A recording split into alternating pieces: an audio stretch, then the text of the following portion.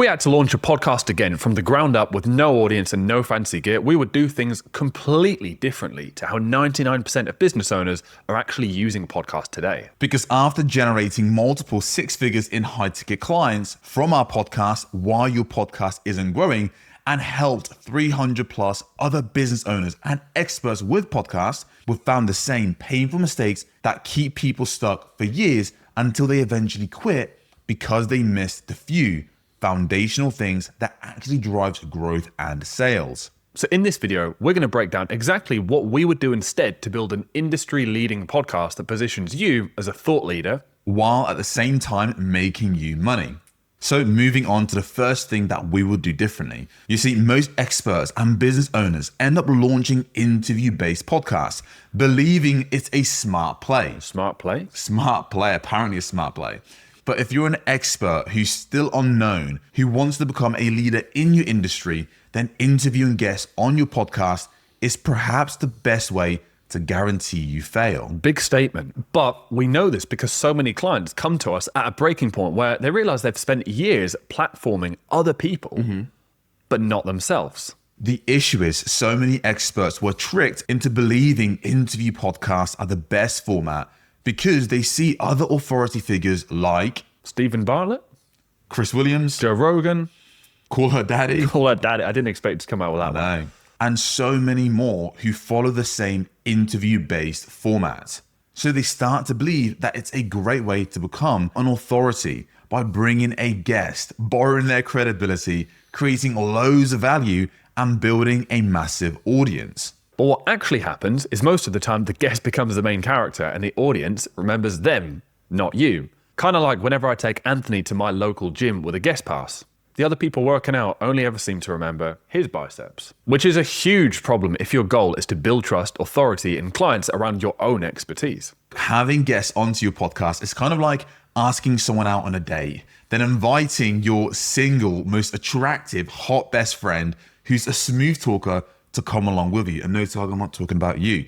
Look, don't be surprised when dinner ends and your date wants nothing to do with you. Hold up a second, who's the date? Your prospects or the listeners, obviously. And who's the smooth talking single friend? The guest you invited onto your podcast to interview. And who's the person who gets nothing? You. Me? You. That felt a bit personal. I think you mean the podcast host. The podcast host, obviously. And that's why, if we started again, we would focus way more on solo podcasts over guests, because while guests can borrow attention, solo podcasts are what actually build the host authority. And of course, if you want to become the obvious expert in your niche, authority is the thing that's actually going to pay you. And that's the hardest, most impossible thing to build when you're constantly platforming other people and having them share their expertise. But that leads to the next obvious question. Even if you pick the right format, how do you actually grow podcasts? And this leads us to the next thing that we would have done completely differently if we started our podcast again. Now, this one will likely shock you because it goes against everything you likely believe around how podcasts grow. So brace yourself and prepare for impact. Okay, took the words out of my mouth. What is it? Look, if we started podcasting again, well, we would ditch social media as a growth strategy. Whoa, what? Yeah. You can't do that. That's right, Tiger O'Shea. I would ditch it. No, you can't. Why can't I? It's free traffic. I heard that if you're not repurposing content to at least 5 platforms, you're leaving money on the table. So you're telling me that you're annoyed at the idea that you could build a massive following, a huge raving audience, position yourself as an expert in your field, and you don't have to spend a single day posting content on social media, and you're annoyed at that? Now look, from the outside, social media often looks like the obvious way to grow a podcast. You see tons of clips online that come from podcasts. So people assume that that's the best way and only way to grow. But this couldn't be further from the truth. And that truth really is, once you're on the inside, you find that social media actually keeps you trapped, playing the wrong game for years, never gaining traction on a podcast. When we started helping podcasters grow and monetize, here's what we thought would happen. Clients would record a long-form podcast, Would clip it up, post it all over social media, and they'll grow a highly engaged audience, become the Joe Rogan of their niche, making tons of money in the process, and have all their fans send emails sharing about how the show changed their lives. And look, we thought this would be the case because of this right here. Anytime we did research on how podcasts grew, we would see a bunch of short clip content on social media, a bunch of blogs mentioning how the top way to grow is like posting online. You have to be everywhere. And a bunch of other growth gurus and experts also promoting the same propaganda. Propaganda. Complete lies, Tig. Complete lies. Because it turns out, after testing this with our clients, promoting a podcast on social media is like trying to sell a book at a nightclub. A book at a nightclub. Even if the book is brilliant, that's not why people came there.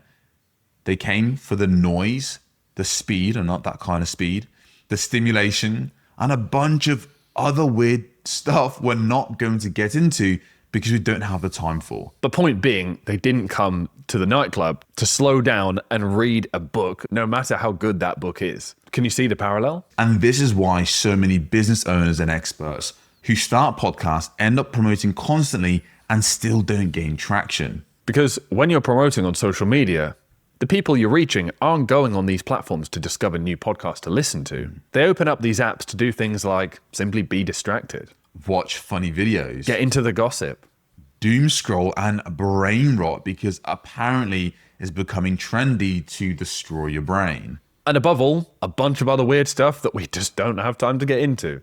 Now, I remember this one client who shared that one of his clips actually went viral online, but it didn't make a difference to his audience size.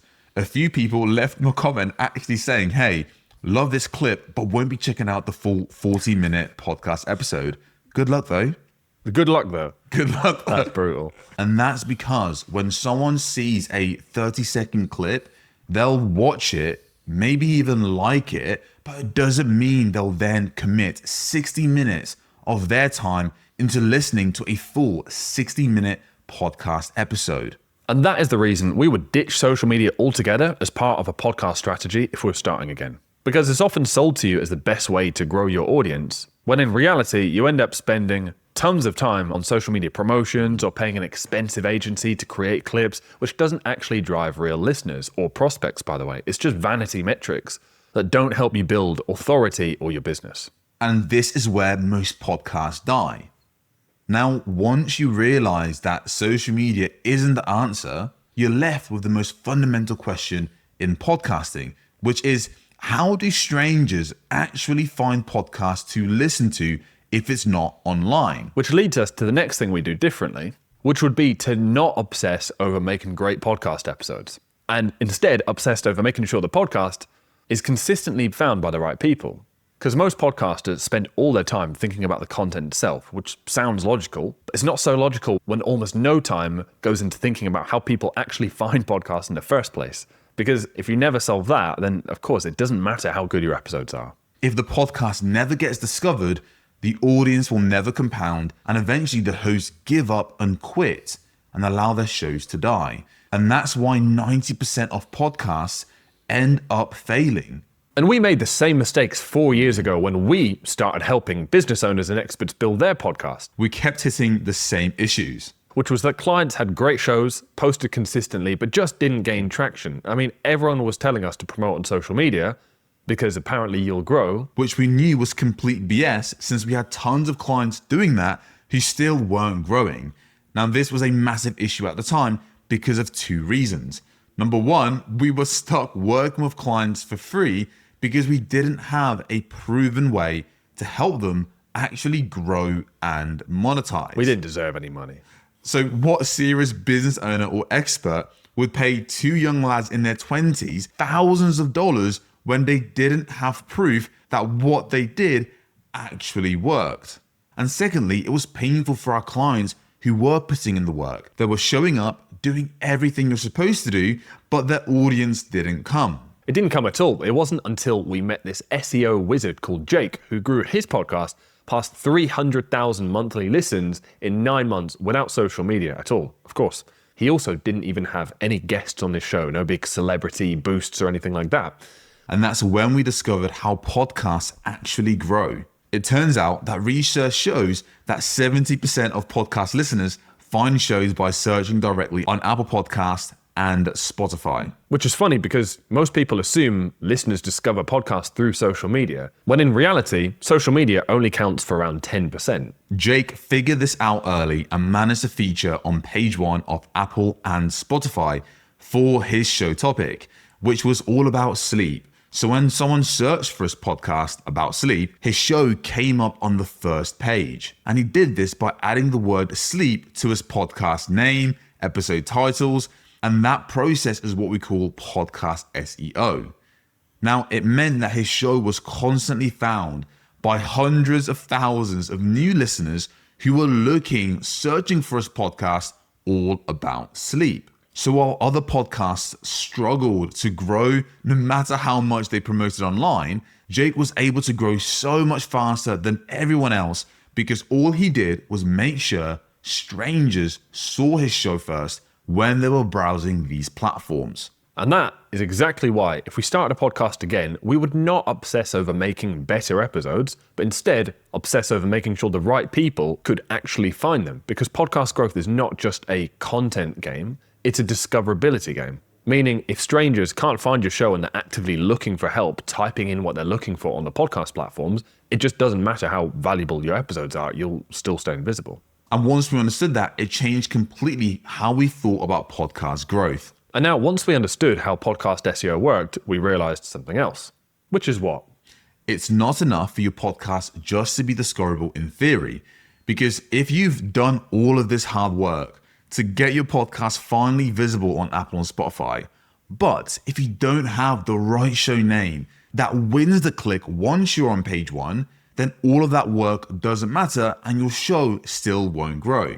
And that's why the next thing that we would do differently if we'd started again is tame the urge to call the podcast something cool, something fancy. What? But I thought that was the best part. No, it's not. It is. Look, do you want to hear my list of names?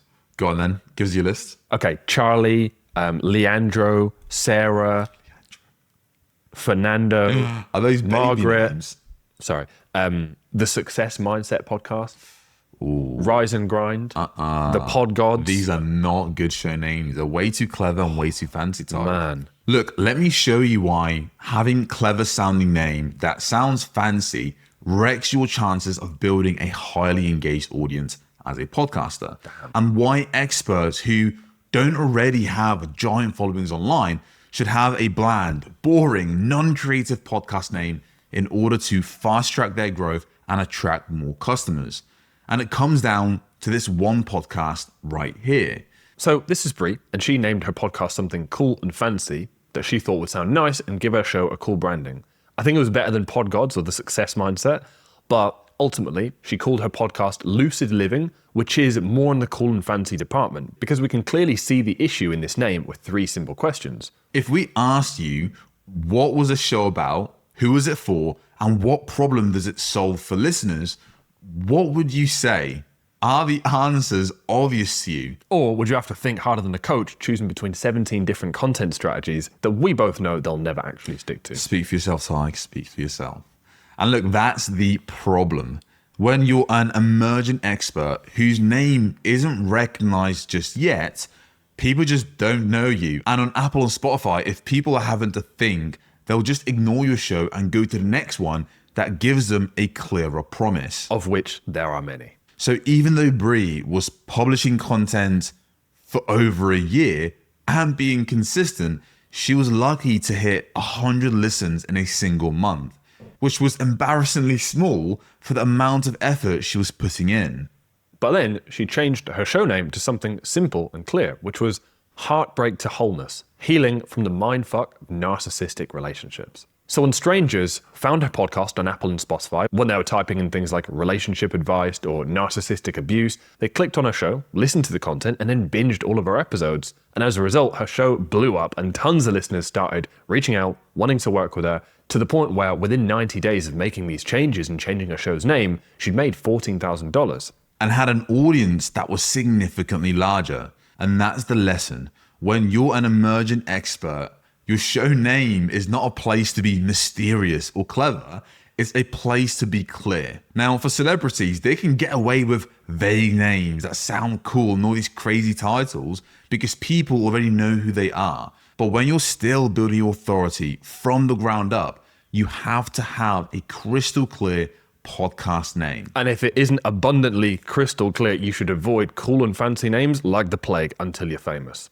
Because cool and fancy names do not answer the question that your show name must answer for your listeners, which is who's the show for, what is it actually about, and what problem does it solve?